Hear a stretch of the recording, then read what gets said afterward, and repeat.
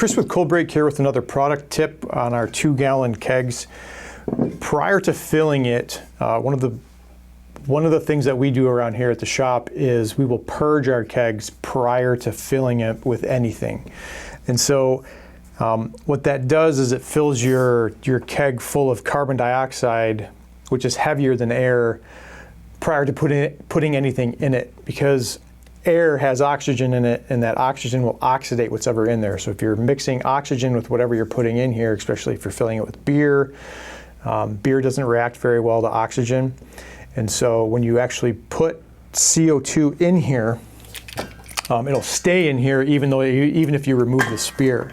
And so I've got a larger tank set up here just for demonstration purposes, but you can do this in your ColdOne or Cold X2 with your little cartridges as well. You'll go through your cartridges a little faster if you do it that way. But if you're just occasionally doing it, not a big deal.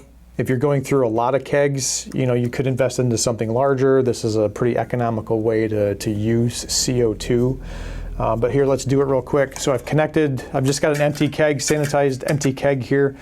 I put the spear in it, tightened it down, and then I'm just gonna fill it up. And so I'm gonna listen to it fill. And because there was air in here, what I'm gonna do now is pull the relief valve on either the keg itself or the coupler. So there's 2 valves on here with a coupler attached. I'm gonna do it from the keg side. And so I'm just gonna release it.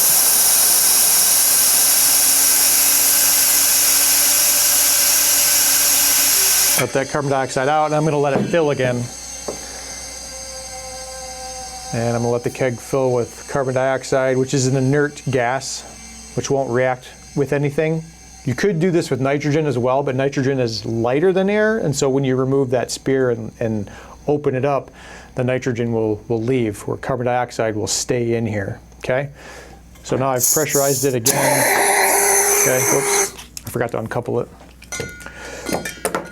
Okay, so now this is pressurized and full of CO2. This is a really good way to store your kegs if you're gonna store it. But now if I wanna go to fill it, especially if I'm like bringing this to a brewery and they're filling it from the tap or something like that, I'm gonna release the CO2.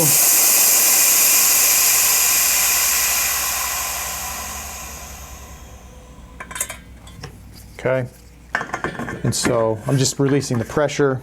And so there's a little bit of CO2 left inside of it, which is heavier than air. And then anything I put inside of there is not gonna react with the outside environment, which would be oxygen, okay? Any questions?